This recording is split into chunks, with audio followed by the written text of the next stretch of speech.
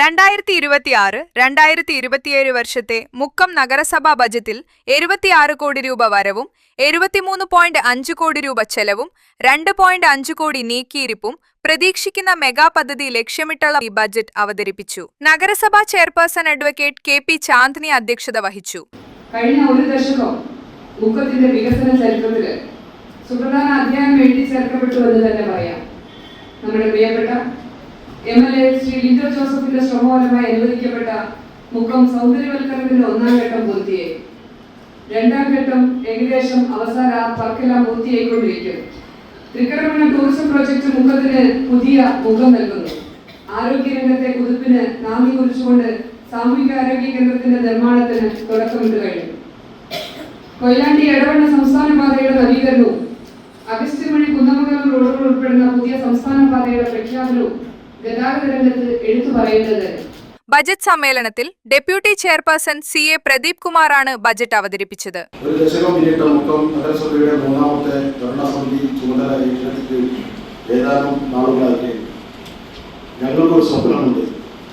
വികസന കുതിപ്പിൽ കേരളത്തോടൊപ്പം കുതിക്കുന്ന മുക്കം ലോകത്തിന് മാതൃകയായ കേരള മോഡൽ പോലെ വികസനത്തിന്റെ മുഖം മാതൃകയ്ക്ക് രൂപം നൽകാതെ അതിനുള്ള പ്രവർത്തന പദ്ധതികളാണ് ജനങ്ങൾക്ക് മുന്നിൽ വെക്കാനുള്ളത്. വാഴ കർഷകർക്കായി 2 ലക്ഷം രൂപയും പച്ചക്കറി കർഷകർക്കായി 2 ലക്ഷം രൂപയും വകയിരുത്തുന്നു. ഭക്ഷ്യമേഖലയിൽ സ്വയം പര്യാപ്തത നഗരമാണ് നമ്മുടെ ലക്ഷ്യം. കൃഷി സമൃദ്ധി പദ്ധതിക്കായി 2 ലക്ഷം രൂപയും ഇടവേള കൃഷിക്കായി 3 ലക്ഷം രൂപയും വകയിരുത്തുന്നു. കുറഞ്ഞ ഭൂമിയിൽ താമസിക്കുന്നവരിൽ പച്ചക്കറി കൃഷി പ്രോത്സാഹിപ്പിക്കാനായി മൺചട്ടിയിലെ പച്ചക്കറി കൃഷിക്കായി 2 ലക്ഷം രൂപയും ജാതിക്ക കൃഷിക്കായി പ്രോത്സാഹിപ്പിക്കാൻ 1 ലക്ഷം രൂപയും വകയിരുത്തുന്നു. നഗരസഭാ കെട്ടിടത്തിന് 1 കോടി രൂപയും ഭവന നിർമ്മാണത്തിന് 1 കോടി രൂപയും വിവിധ റോഡുകൾക്കായി 4.5 കോടി രൂപയും വകയിരുത്തിയിട്ടുണ്ട്. നഗരസഭയിലെ മുഴുവൻ സർക്കാർ സ്കൂളുകളിലെയും LP വിഭാഗം ക്ലാസ് മുറികൾ എയർ കണ്ടീഷൻ ചെയ്യാനുള്ള പദ്ധതിക്ക് തുടക്കമിടുകയാണ്.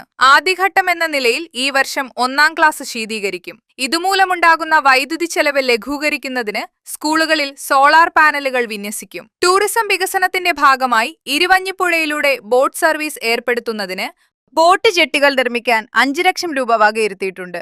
വായനശാലകൾക്കും അംഗനവാടികൾക്കും സൗജന്യ ഇന്റർനെറ്റ് സൗകര്യം ഏർപ്പെടുത്തും.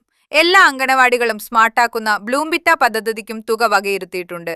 നഗരരാവുകളെ പകലാക്കുന്ന സൂര്യനഗർ പദ്ധതിക്കായി 50 ലക്ഷം രൂപ നീക്കിവെച്ചിട്ടുണ്ട്. നിലവിലുള്ള തെരുവു വിളക്കുകൾ സംരക്ഷിക്കുന്നതിലും പുതിയ തെരുവു വിളക്കുകൾ സ്ഥാപിക്കുന്നതിനും സൗരവിളക്കുകൾ സ്ഥാപിക്കാനുമാണ് ഈ പദ്ധതിയിലൂടെ ലക്ഷ്യമിടുന്നത്.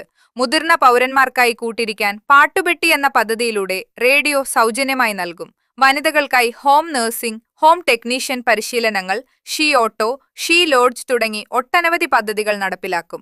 കാർഷിക മേഖലയിൽ 50 ലക്ഷം രൂപയും മൃഗസംരക്ഷണ മേഖലയിൽ 46 ലക്ഷം രൂപയും വകയിരുത്തിയിട്ടുണ്ട്. പൊതുവിദ്യാഭ്യാസ മേഖലയിൽ നിലവിലുള്ള പദ്ധതികളായ വിജയോത്സവം, ആർച്ച, നീന്തിവ മക്കളെ, മെറിറ്റോറിയൽ സ്കോളർഷിപ്പ് തുടങ്ങിയവ തുടരും. കാട്ടുപന്നി ശല്യം തടയിടാൻ 10 ലക്ഷം രൂപയുടെ പദ്ധതി ഉൾപ്പെടുത്തിയിട്ടുണ്ട്. വനിതാ ഓട്ടോറിക്ഷ പദ്ധതിക്ക് 6 ലക്ഷം, ചക്ക സംസ്കരണ യൂണിറ്റിന് 7 ലക്ഷം രൂപ, അഗസ്ത്യൻമുഴിയിലെ ബ്രിട്ടീഷ് പാളം പൈതൃകമായി നിലനിർത്താൻ 10 ലക്ഷം രൂപ തുടങ്ങി ഒട്ടേറെ പദ്ധതികൾ ബജറ്റിൽ നിർദ്ദേശിച്ചിരിക്കുന്നു. ബജറ്റിന്മേലുള്ള ചർച്ച നാളെ രാവിലെ നടക്കും. Unnichekku, today news, Mukkam.